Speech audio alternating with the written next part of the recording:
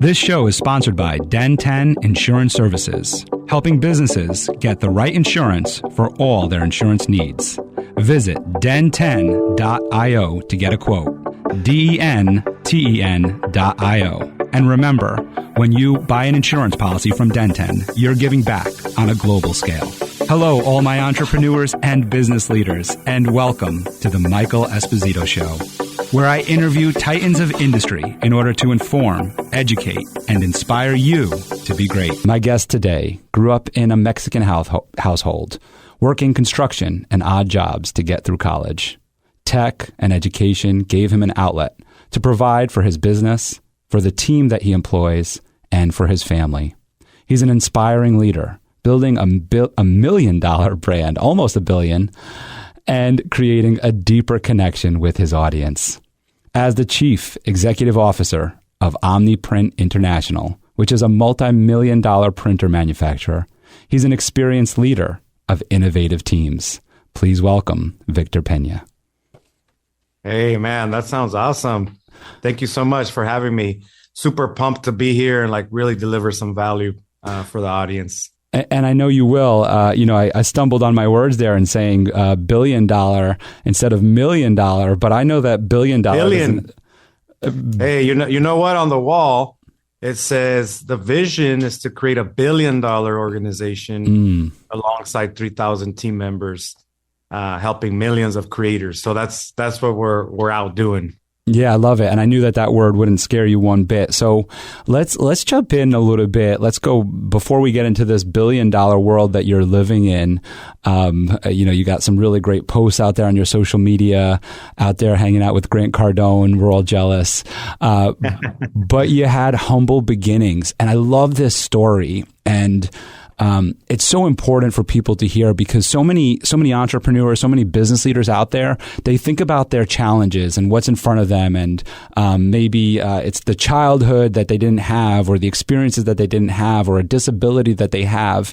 And they're like, well, that's why I can't make it. That's why I can't become successful. And here you are growing up in a Mexican household, as I said in the intro here, working different jobs just to get through it all.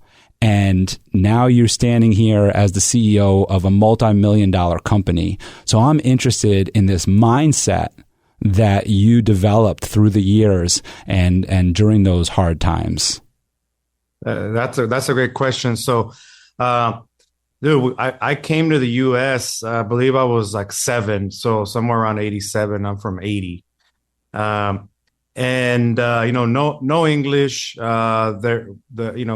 We're a big family, like a lot of Mexican families. I'm number 2 of 6 kids, and so one day we picked up and came to the States, and that's not an easy gig, for sure. But the main thing is there was always this mindset of working hard. Getting it done and just pushing through whatever the challenges are.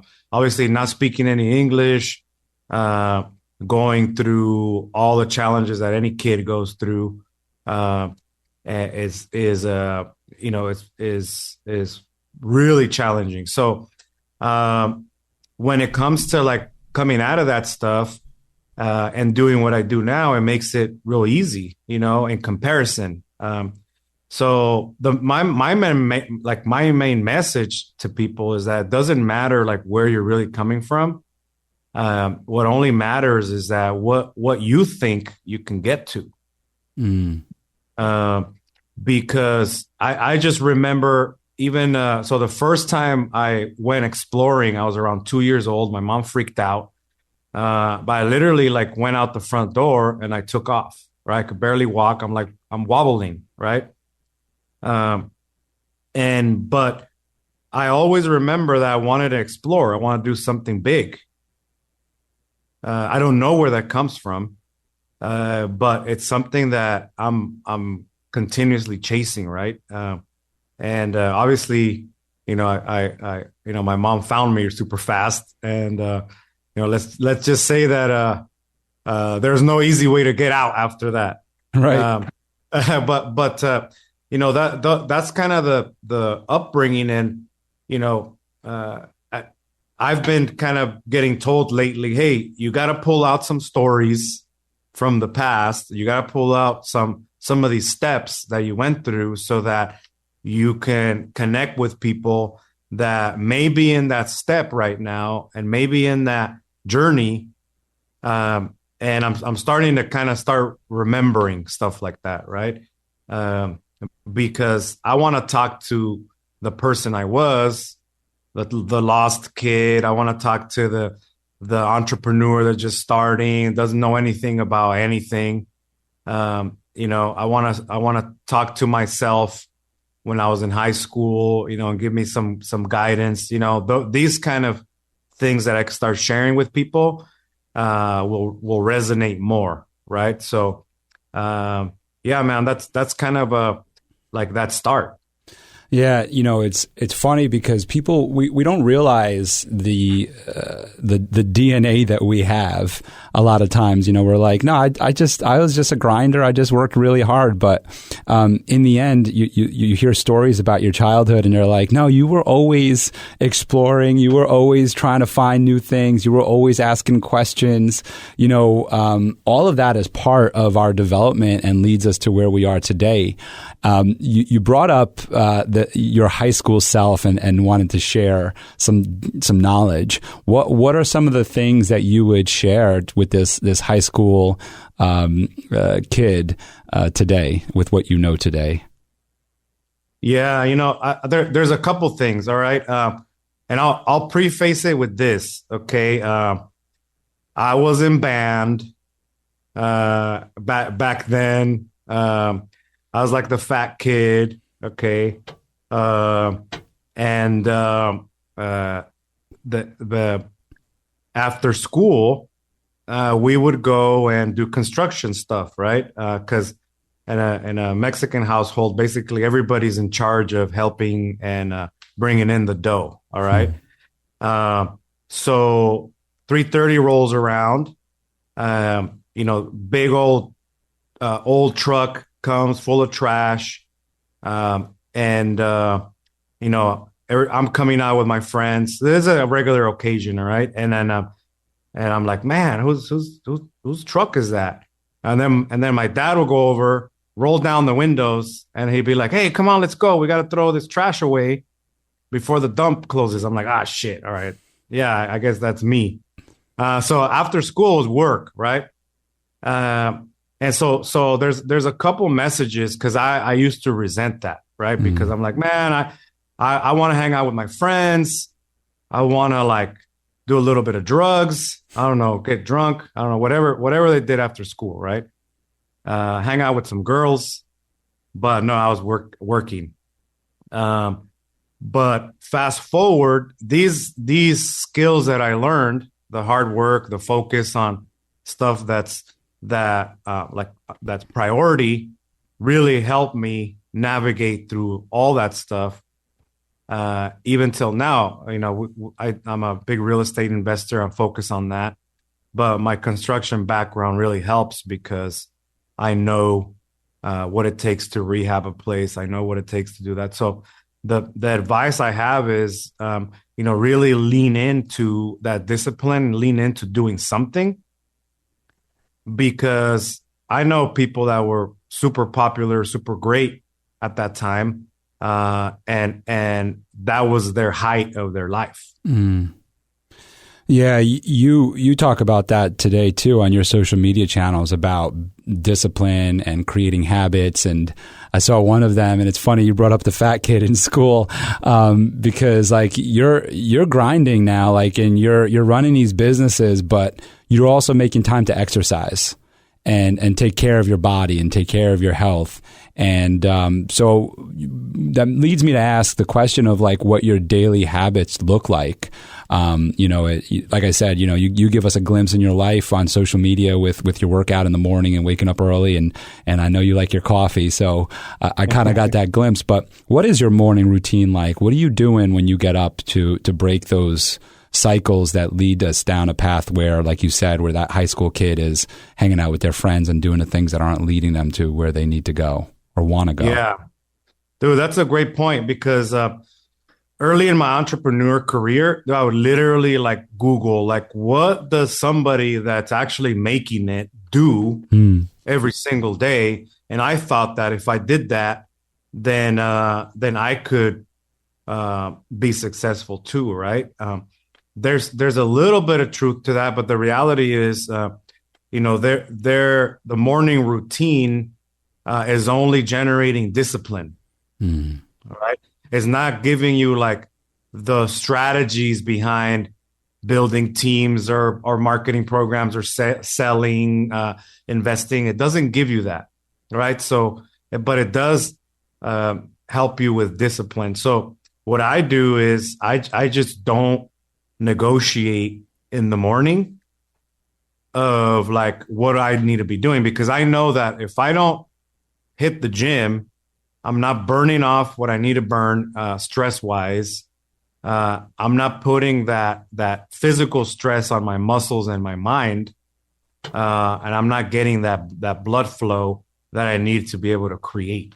Right. Right. But if I say, oh man, it's cold out, for example, this week I had a throat infection and all that. Oh, I'm sick. Maybe I should, do something and like just relax. And then something kicks in and it says, this is what we do. In the third person, kind of like weird status. We get up, we show up. And if I have to maybe then barf and then go home afterwards, then at least I showed up. That's right. So the discipline part is the reason that I do that.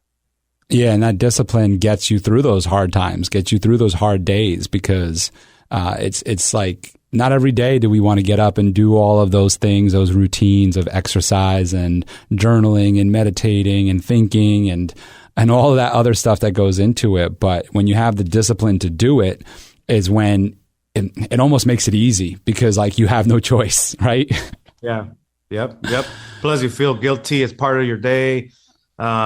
There's times when I was struggling, I wasn't doing those things. So that's the main difference. So a lot of people think, especially now, Michael, is that the reality is everybody wants to be comfortable. Everybody wants this balance and this zen. But it really depends on your goals, because I don't see my mentors, big people that are doing that I want to do, have that. Like you create your own balance in your life, right? You do things that you don't want to do. I do things that I don't want to do all the time. What are some of those things? I don't like, for example, all things HR. I don't like. Right. Especially in California, because it's not my place of creative genius and happiness.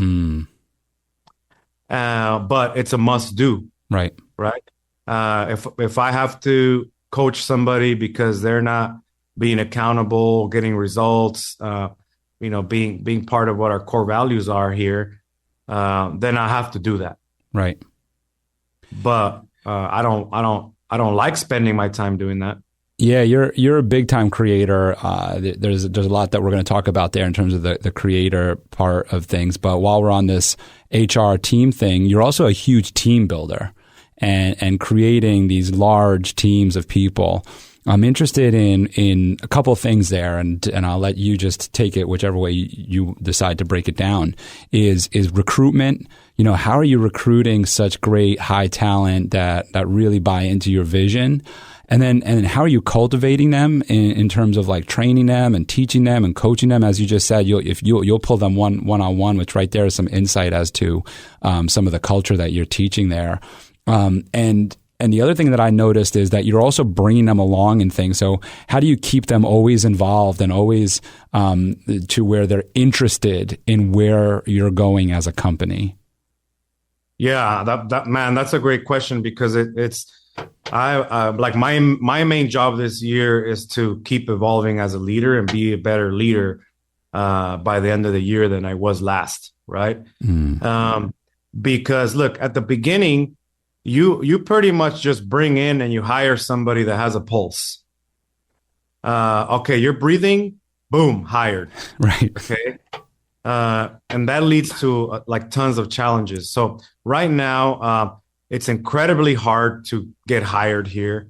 Even in my real estate business, it's incredibly hard to get on. And people say, well, hey, it's hard to find people and all that. We just like put more people in the funnel and make it way harder to get hired here. Some of the things people have to do are core values presentations as part of their interviews. Like literally, you have to present how your values align with our values, and you have to do a full-on presentation for the executive team.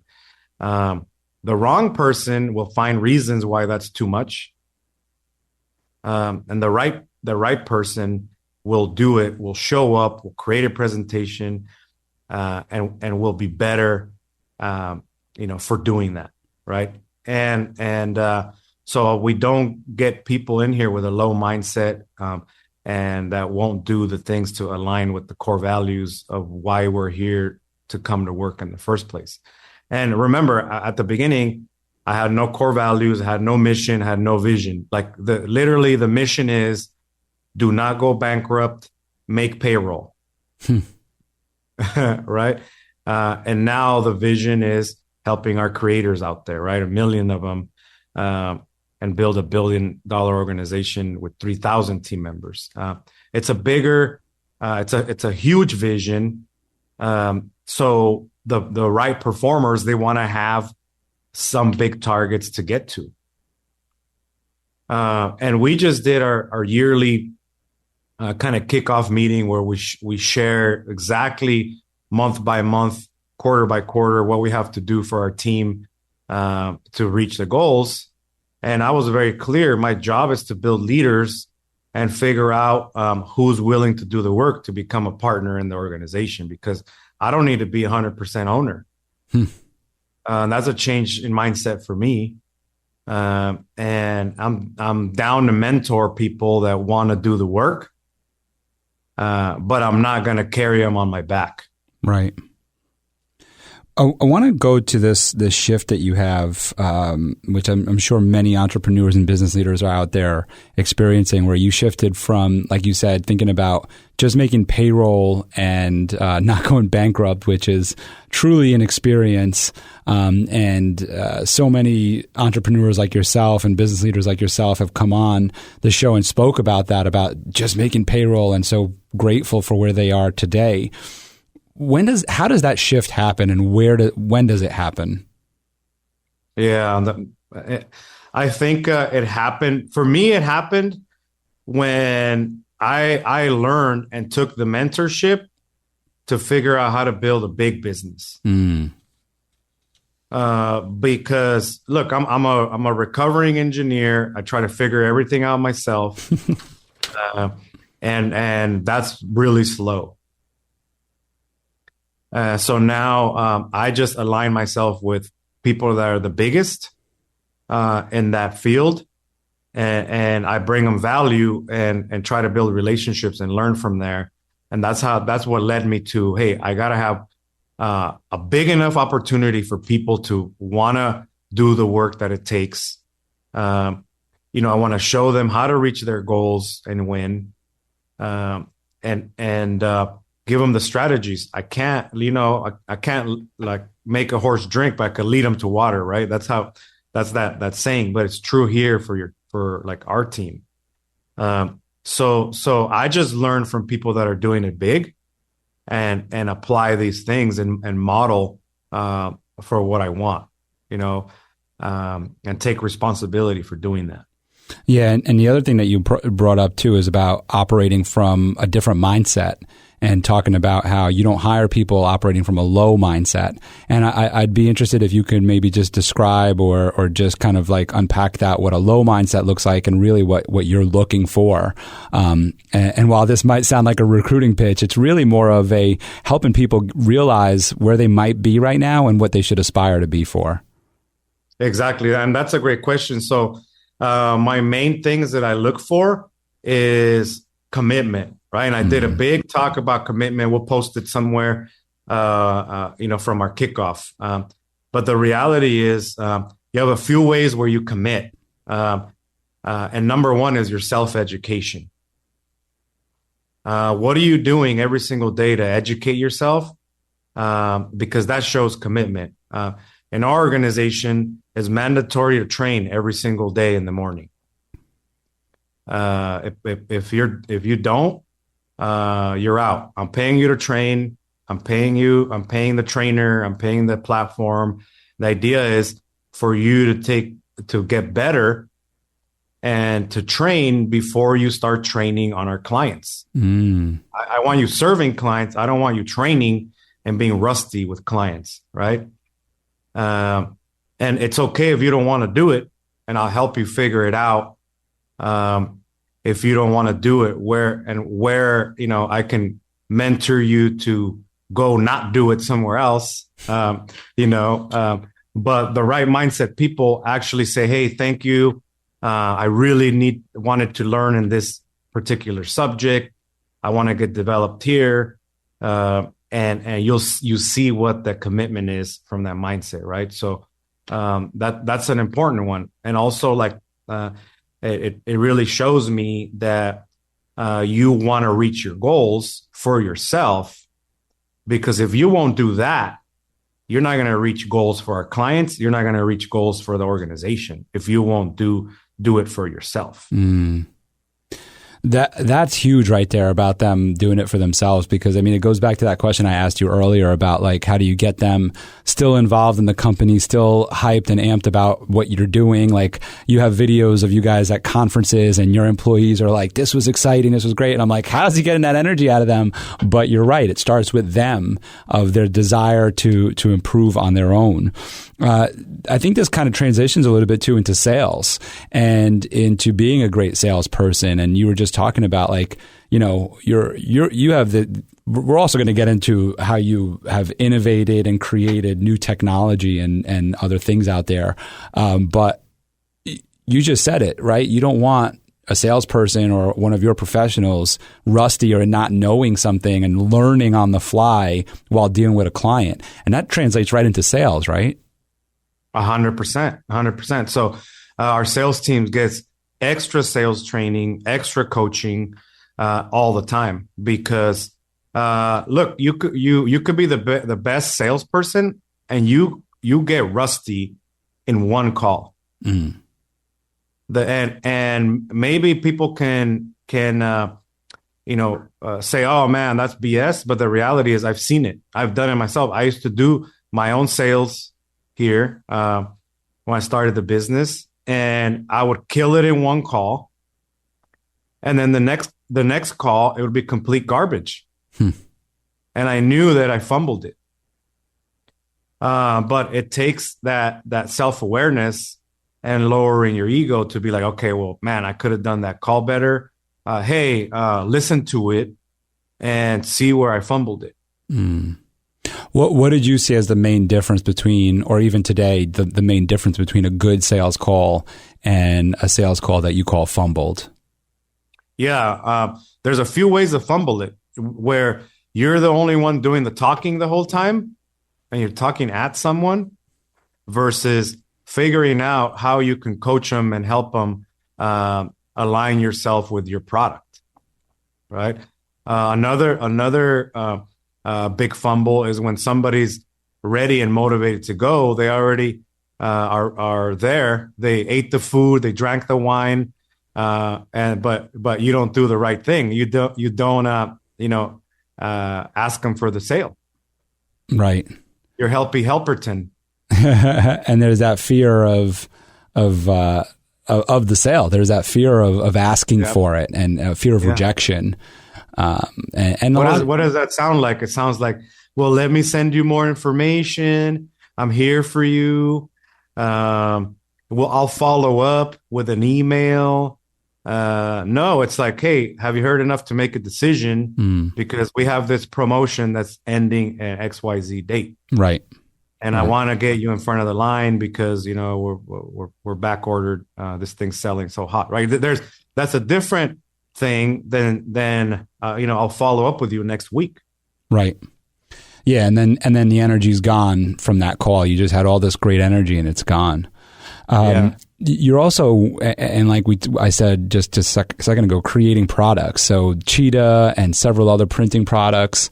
Well, before I ask you where this development comes from, I want to just go to your social media for a second, because it's incredible. This is so cool for me as an interviewer, is when I can go to someone's social media channel and actually learn stuff, like learn things for myself, but also learn about them.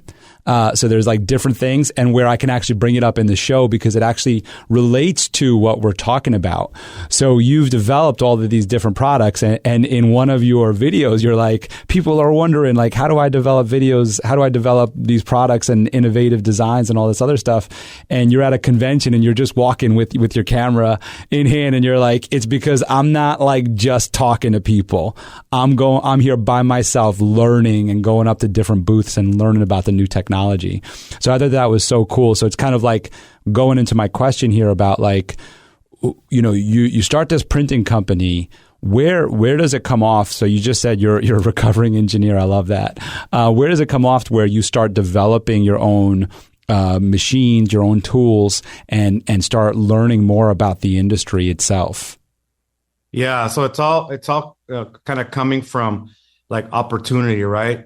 I kind of see an opportunity because I'm really close to our customers. Personally, I'm the only CEO that's responding to their DMs. I'm the only CEO that's helping them with their mentorship and all that. And it really helps me to see where they're at, where the client is, and where they might be needing. I'll visit shops. I'll do whatever, right? And then I lead innovation. So I don't like bureaucracy anywhere in the middle from a client to creating a new product, right? So, and what happens is at the beginning, I convinced a manufacturer to build a product for us that I thought would sell way better than what's in the market.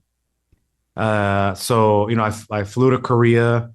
And, they didn't have to see me. They didn't have to I was early 20s, I think, at that point. And they had other business. They were already making machines for other applications. And I said, hey, look, I'm going to be your biggest client, your biggest seller one day. And all you have to do is build this thing that I have in my mind. And do it for free on the first one, it'll pay off for you, all right? And then they're like, okay, man, you're nuts. But fast forward, we're partners now. Our products is the only thing that's built in that facility. We built half of them here in California. And we have a strong relationship ever since then. They don't have any other clients anymore, and I'm part owner of that company. And it's all because the building products that can be successful because they bring value to our clients. Looking at it like that, I'm still trying to duplicate that as I duplicate, some of these key things that are needed for me to grow. But the reality is, if you build stuff, so let me simplify it. Ask customers what they want you to build, and then sell it to them and build it. The first machine I ever sold didn't exist. Right. Yeah, I said, hey, see this table? Just picture this machine that does this and that, but I do need you to pay for it so that I could build it. And some people took that chance. That's incredible. And I'm interested in the mindset again, to go back to that, of this mindset. You said a young 20-year-old flies out to Korea and says, "Do it for free." And I'm just interested in the mindset again of, what were you thinking, or what was going, like what was going through your mind? What was the psych up to that? Where did that that inner strength come from for you? Honestly, it comes from hunger. Hunger could do a lot, right? It comes from, like, I'm starving, right? Like right now, and I've always had that. It's just when you grow up with nothing, pretty much just the basics, that hunger, you could either use it for good, or you can, like, use it for like non-productive things, right? Just till now, like I feel like I'm starting over, a new phase, and I'm like the hungriest that I ever been. Yeah, you're super hungry. And another quote that I found from you, which I thought was cool, and I'd like to jump into now, is the marketing aspect. And you said it's the wild, wild west out there right now, and you're doing a lot of different things to carve your path. And I can see that you're hungry because you're doing it, you're in it. I got to tell you, like, a little insight on me too is I'm hungry too, right? So I'm here at the iHeart Studio doing this podcast with you. This morning I did an Instagram Live. I've committed to just doing an Instagram Live every morning to inspire, to help people grow and to motivate them in their days. But it's also to grow my insurance business. So I got an insurance business too, where that's Denten, that's my insurance company. And then I added onto my plate, I said, you know what? I'm at the iHeart Studio recording podcasts. Why not do my own little podcast where it's just me? So I started doing that. And then recently, because I'm here, I've heard of some different availability, some on-air availability. And I started inquiring. I started saying, like, hey, how can I be the guy that's on air, right? Like, I've been doing the podcast show, and they started telling me about it. Now, that's probably not the path I'm going to go to, but I'm hungry, man. And so I'm seeing what you're doing out there, and I'm interested in some of those things. And I mean it. I mean, I'm interested. And what I mean by that is not me personally, of course, me personally, but I mean, how can you share with our audience what you're doing? What are the things that you see that are sticking, that are resonating with your clientele? Yeah, that's a great question, man. I'm super proud that you're doing that and you're leveling yourself up, and, like, you're putting yourself in play, Right. That's the number one thing. You put yourself in the opportunity, in the room. If you didn't put yourself in that room, you wouldn't know there's opportunity for on air. You would have been comfortable with what you're doing. And I tell my team, like, don't listen to what I'm saying. Like, look what I do. If you want to be where I'm at or even more, look at what I'm doing. Like, you can model it. You're not going to see me call in sick to anything. You're not going to see me, like, not outwork anyone. You're not going to see me not outlearn, and you're not going to see like I'm going to outpush. Yeah. Right. So these are some fundamentals that are just ingrained because as a leader in any organization, you're the top limitation. So for example, I treat it like if I'm mentoring my team here, one day they're going to be taking over stuff, then I have to show them that when you have a throat infection, when you're sick or whatever, you show up. Even if your eyes are bleeding, you show up for your team, right? Because that puts you in play, okay? And marketing is very important because as a lot of tech people, a lot of engineers, they want to build the highest quality widget with the highest, specifications and the best of the best. But if nobody knows you, there's no way that you're going to sell that thing. Right. So many years ago, I'm like, I wrote in my journal, it just said, like, hey, create a marketing campaign, because I had, not only did I not want to talk to people, because I'm an introvert kind of guy. It doesn't fill me up. Like my wife, she gets all this energy from people. Me, I get sucked dry, So But like I said, I do things that I don't want to do to get better. And then from there, we're one of the most aggressive marketers in our industries, and that's because we have to make our own lane when it comes to that. So we're like doing a whole bunch of YouTube, social media, email, shows, boot camps, pretty much whatever our competition is not at, we're doing it like super hard, right? So everybody can do that in their own businesses. Yeah, I love that. By the way, I did see that in your wife when she pops up behind you in the video, in one of the videos that you had when you guys were talking about the multifamily houses and your trip to Puerto Rico.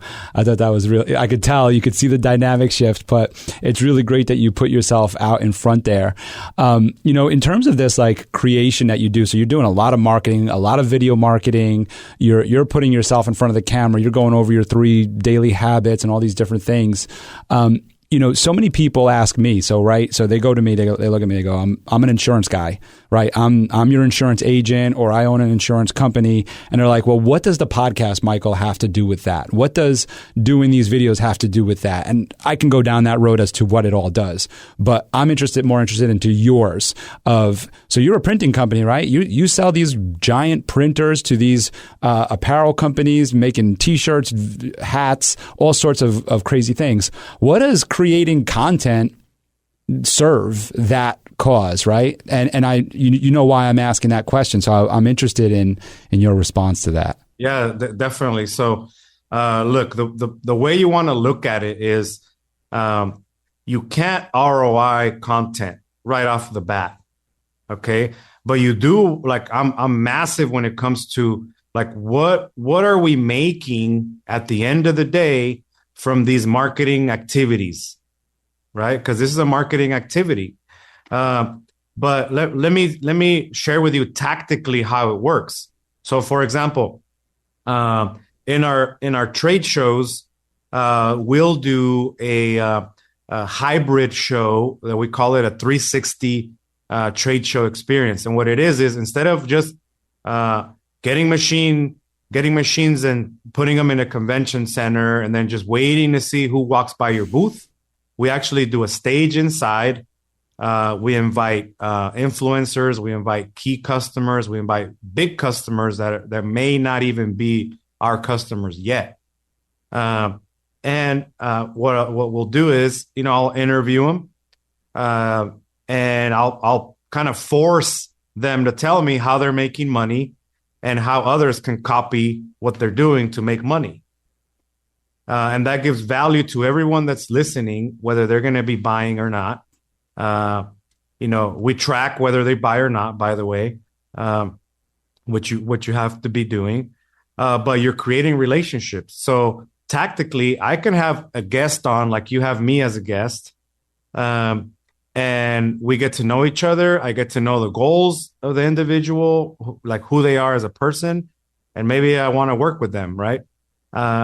And they get to know what we offer, what our passion is to help entrepreneurs. And when it's time for them to get equipment, then they'll get it from us, right? One guest, I'll give you an example, even more granular. One guest runs a big successful shop, has 50 units of the competitor's product. And I had him on my show.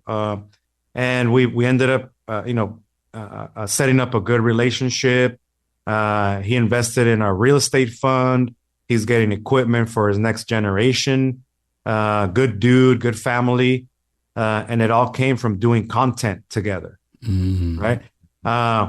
You have to think of content differently right now. You have to think about it like it is your SEO from back in the day, where you know that if you didn't have your SEO on your site, people can't find you on Google and all that. Right now, content's going to be that same thing. It's in that same journey, and then people get insights to who you are, and then connect with you more, right? So that's the power of it. And if you're not doing content, guys out there, make sure you start. Doesn't matter what you do, just start by documenting your day. Yeah, and I like that you said that too, to kind of cap it off with the content, is that again, multi-million-dollar Omniprint is a multi-million-dollar company. You got a number of employees, and I think the perception people might have in terms of creating content would be, it needs to be this formalized process. It needs to be this clean, professionally done stuff. And on your YouTube channel, and everywhere on your social media, there is videos like that are very professionally put together. But also there's these personalized videos where, like I said, it's just you holding your phone, talking into your Bluetooth, and that's it. Yep. And so there's this like nice mix. And so I would say, take a look at your content. Anybody listening, not anybody, I know you're listening. Take a look at the content that Victor's putting out there, because I think it shows this really nice, we have all of these entrepreneurs, solopreneurs, small business owners, unsure as to which path to take. And it's just like, hey, look, you could take any path.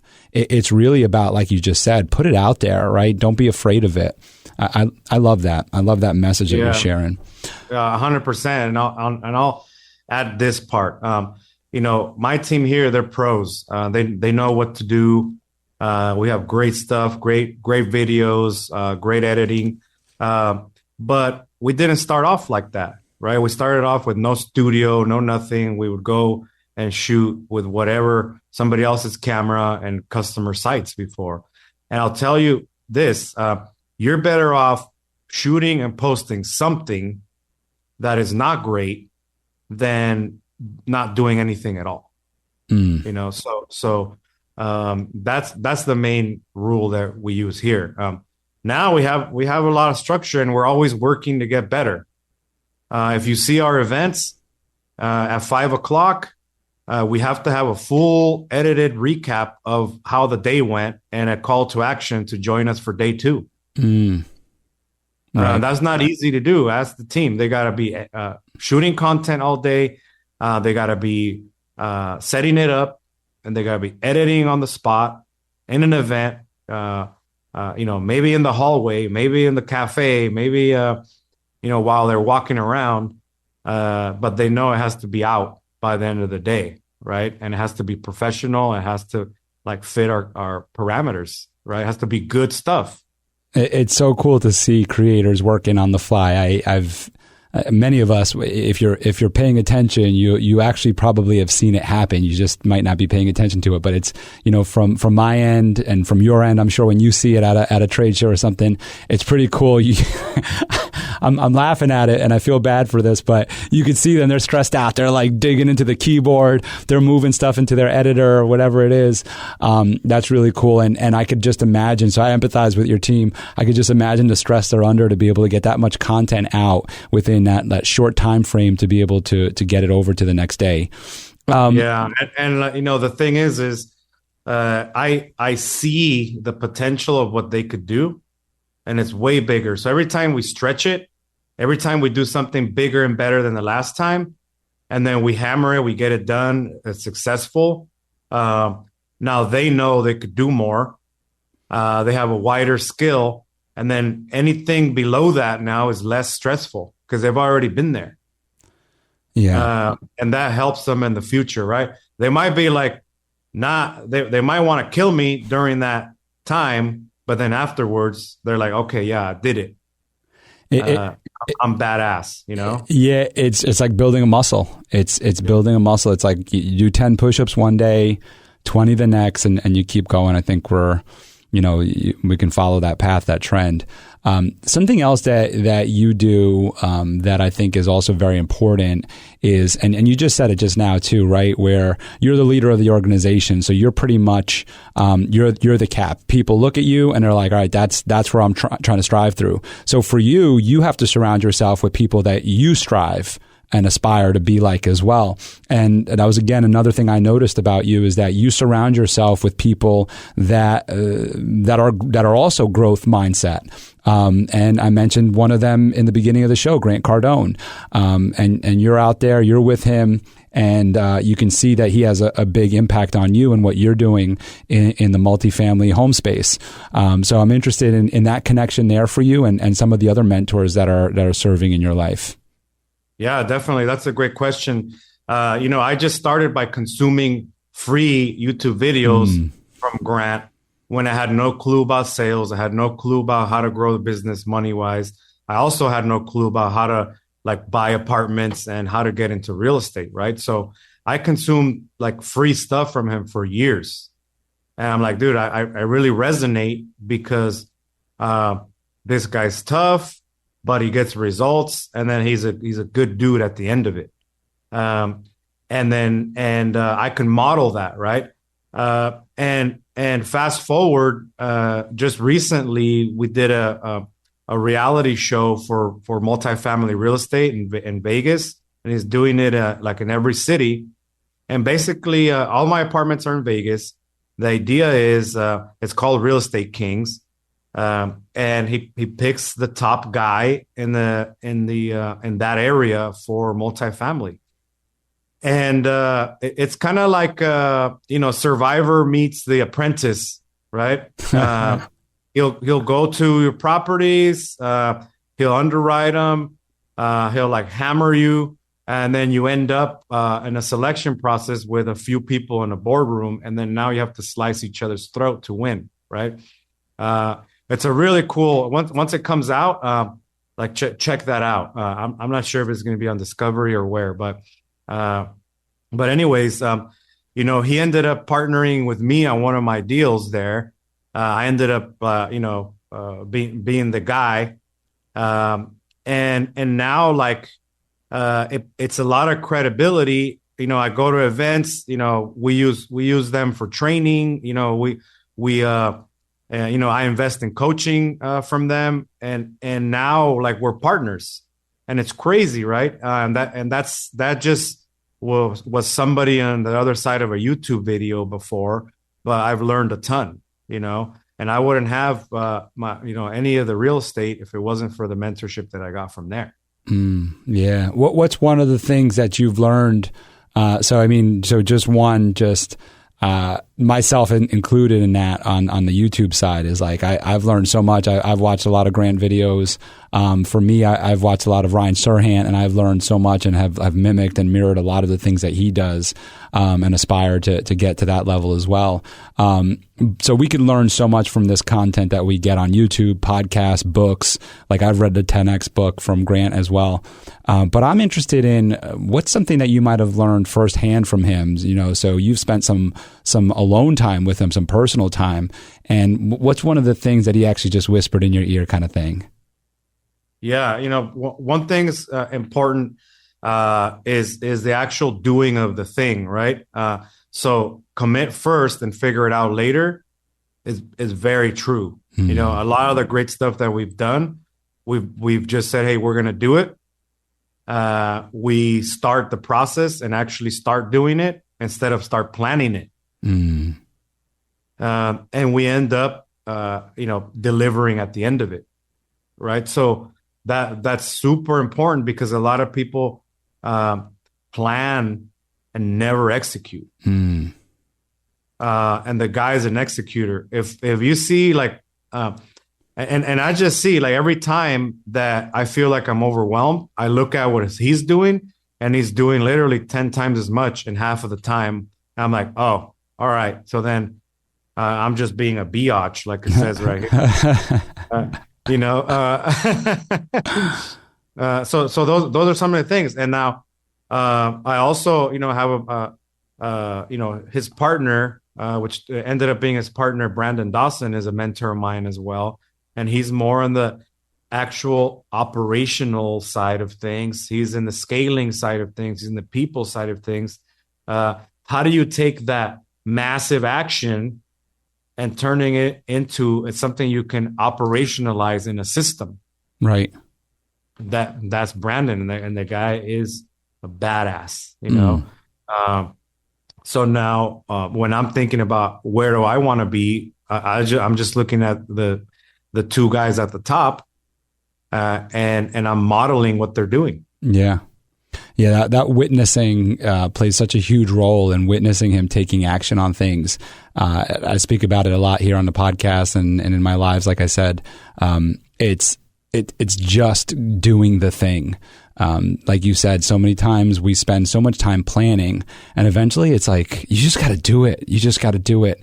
And I heard another quote that I like: fail forward. Like, you know what? You messed up. Just keep moving forward, right? Yeah, but failure is interesting. Me, like I'm very used to it.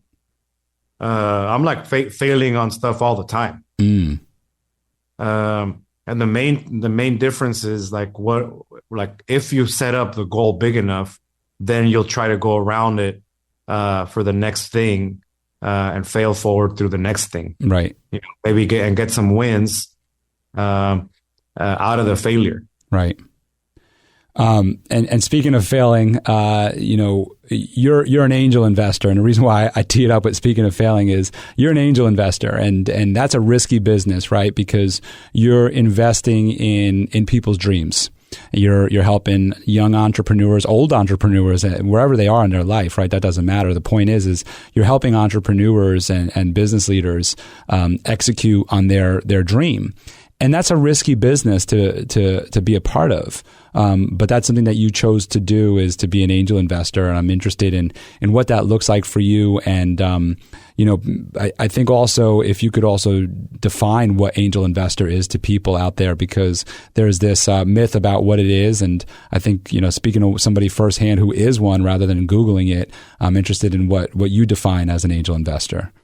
Yeah, so that's like evolved over time, right? So traditionally, an angel investor is basically somebody that believes in your idea and is willing to give you money for it, so that you can go out and execute it.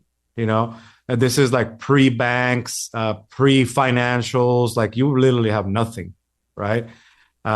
Just like that big mission, right? That's basically what it is. And now, I'm really taking on, business owners that are already have some punches, that already have some grit. They're making some revenue, and then I could help them, consulting them into the next level. And they got to invest in the consulting at the beginning, and then I'll look at if it's the right entrepreneur for me to partner with, right? That's how I'm doing things now, because the number one thing that I figured out is the business owner that's willing to invest in themselves and get to the next level will do it.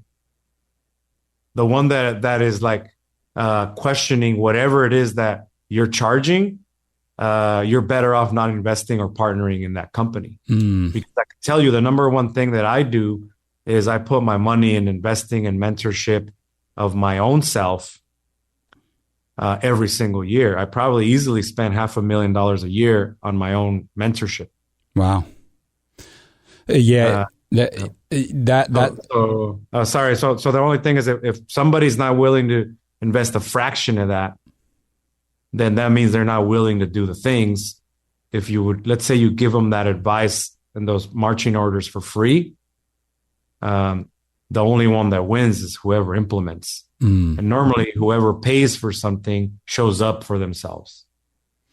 And that goes back to your employees, like you said earlier, too. It's like you're investing in them, too. You're an angel investor in them, because you spoke about that earlier in terms of like that self-development, is that if they're not invested in their own self-development, then they're probably not a good fit for Omniprint.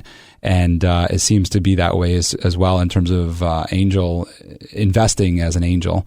And that it's so true in life too, is like when you got skin in the game, you're going to work a little bit harder, and it says so much more about the person. Another thing that I read about you was, it says, which I thought was interesting, a growing philanthropist. And I'm interested in what a growing philanthropist looks like, because, if you're donating and you're giving, you're a philanthropist, but in your mind, there's still so much more room to develop and to grow as a philanthropist. So I'm interested in what your big dream is there. Yeah, so there's I've always given back, even when I didn't have money. I would give back to whatever the cause was. I like the main things that we support is like female entrepreneurs, the troops. We support like kids programs, right? Because a lot of growing up, a lot of my I saw people get free help from like Chalk and these organizations that help kids that don't have any money, right? Including my own sister, she got help through there. So it's something that we do, right? But I think we could always grow into figuring out better ways to give back. I'll give you an example. One of my sisters reached out. She's like, "Hey, can I want to bring over, they're selling some cookies for the school and this and that." And I was like, all right, well, you should think about, what else the girls can sell that has higher margin that the, organization doesn't keep 99.99% of it and blows it on galas.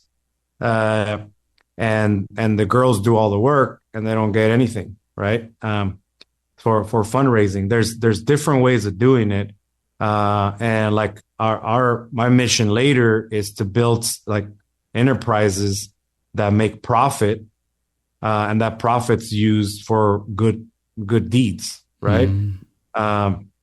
Instead of like this whole nonprofit game where everything's used to pay the people running it. They have crazy salaries, and a small percentage of that goes to the actual cause.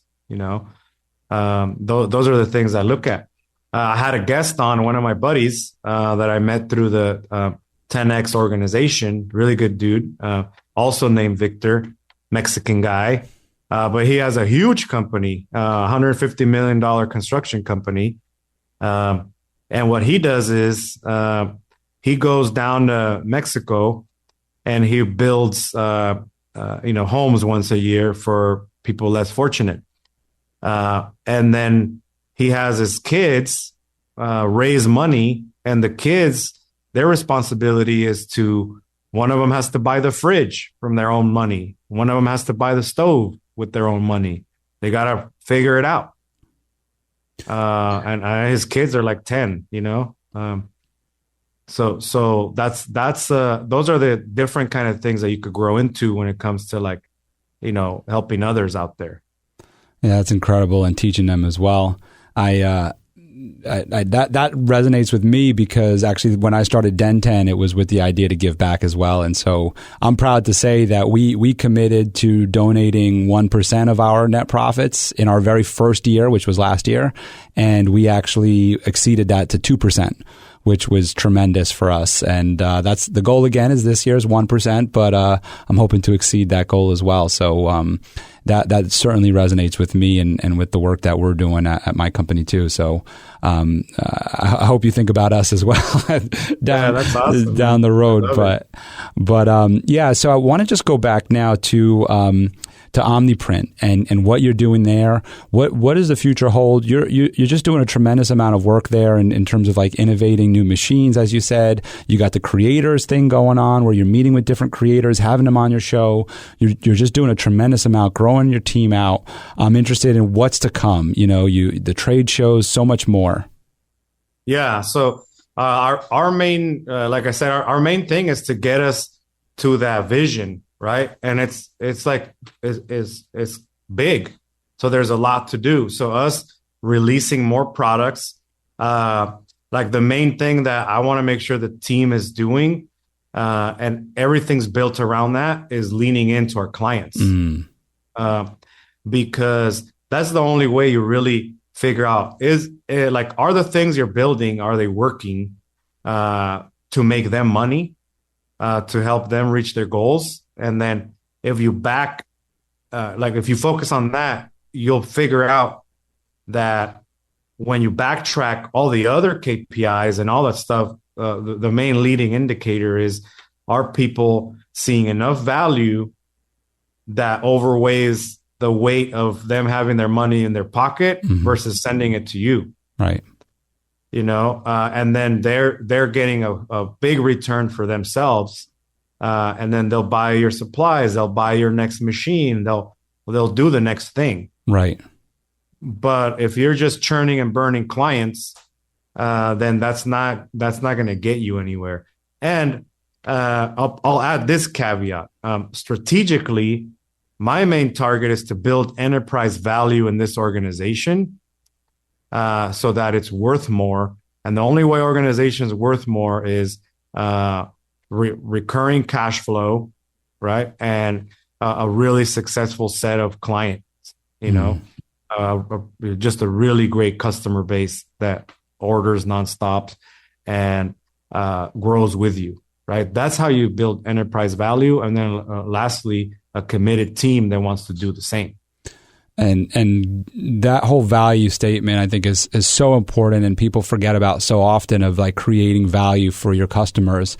And I guess you're also doing something where you're creating value for your employees, not just in the customer space, but when you said earlier, where there's no ego involved. You don't need to be the 100% owner of OmniPrint. If you want to learn and grow within your organization, there's an opportunity there for partnership. I'm interested in what spawned that for you, and two, what that looks like for an employee that wants to grow within OmniPrint. Yeah, so there's a couple reasons, right? So number one, I'm really big on taking responsibility for everything, right? And I hear in the marketplace, I can't find good people. Why don't my people treat the business like their own, and this and that, right? But the reality is, why should they? Right? Why should they treat it like their own when it's not their own? Right? And you have to start building something. I don't have the magic tricks, right? I don't have the solutions yet because we're going through it. But I can tell you from my own experience, if somebody's willing to do what I do, then that's the key, right? Now my job is to now show them the path. All right, this is technically the path. This is how you grow into partnerships. This is what that looked like. What it looks like amount wise and all that stuff, all the nitty gritty.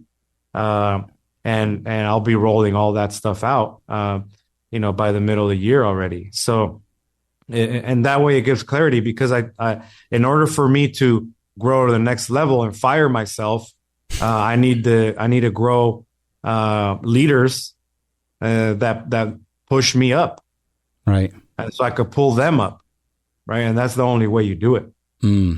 Yeah, I love that, and it's like I remember Gary Vee saying that too. Where somebody asked him that about, what do you say to the employee who's not working as hard as you? And he's just like, nothing.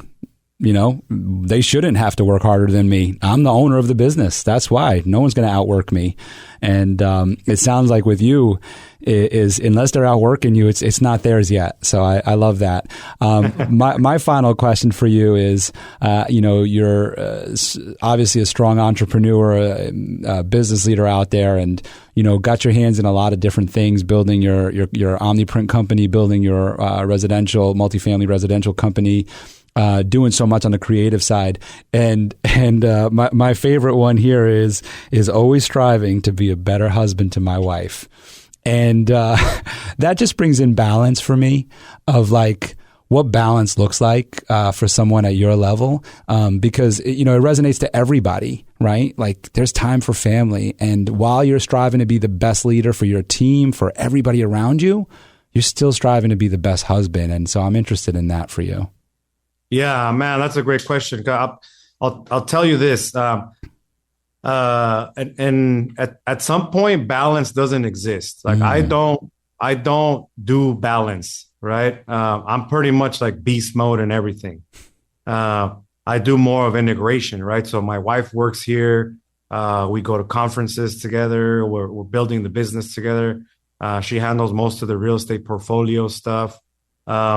And the reality is she's got to be stronger than me to be able to hold me up when I'm down. And a lot of the times we forget that, right? So I try to be better at that and help her out when she's down, right? Because to be honest, I'm kind of a big kid, especially like some examples is I'm kind of target based, right? So when I go for the salt, I go for the salt, and I'll tell you that every drawer is going to be pulled out and every cupboard is going to be open. And once I got the salt, that's all I wanted and needed. So now everything else is left open, right? So who handles that? She handles all that stuff. So not only is she working, but then she handles all the house stuff and all the personal stuff and all that. So it's pretty nuts. So all I could do is, strive to recognize and then be better. Yeah, and appreciate. Yeah, and I see that too. And you spoke about that too, about you and your spouse have to be on the same page. You spoke about that in your videos. So my last question for you, since I know you are in takeoff mode, I wouldn't even say you're on the runway, because I think that's behind you, but you're in that takeoff space. I feel like there's so much more for you and so many new heights for you. So my question is, when you look back at Victor, when you look back, you mentioned before your high school kid and you were giving him advice, your high school self, you were giving him advice. Look back at Victor now, 20 years, 30 years from now. What advice are you giving him today? Yeah. So other people have what you want and what you need. Get around the people that are doing it big, ask questions, have conversations, because you don't know where it's going to lead you. But if you don't put yourself in play, you're never going to get there. Put yourself in play. I love that, man. That's a great phrase. Put yourself in play. Victor, I want to thank you so much for joining us today, coming in from California. So cool to have you on the show, helping me span from a local show to a national show. I got to give a shout out to Summer, who puts this together for me and for us, and your team all over there at Omniprint as well. I know you got a big team behind the scenes right now doing the audio to video. You got a really cool setup there. So I really, really appreciate you and appreciate everything you've put into this. Of course, all of your information is going to be in the show notes, but just for our audio listeners out there, could you just share with them how they can get in touch with you, how they could find you? Yeah, man. First of all, this is a great conversation. You're an amazing interviewer. So there's a lot that I learn from good interviewers like yourself. So I'm a model you on some of that stuff. So thank you so much for having me. The best place is Instagram. I'm posting everywhere, but Victor_H_Pena. That's where you can find me. I'm just posting about what I'm doing in each of these pillars of my life. And, I really don't post on theory and stuff that I don't do or don't know. So that's the best place where you guys can connect with me. Very cool. Thank you so much for coming on today. I appreciate it. Thank you for listening to The Michael Esposito Show. For show notes, video clips, and more episodes, go to michaelespositoinc.com/podcast. Thank you again to our sponsor, Den 10 Insurance Services, helping businesses get the right insurance for all their insurance needs. Visit den10.io to get a quote. That's DENTEN.io. And remember, when you buy an insurance policy from Den10, you're giving back on a global scale. This episode was produced by Uncle Mike at the iHeart Studios in Poughkeepsie. Special thanks to Lara Rodrian for the opportunity and my team at Michael Esposito Inc.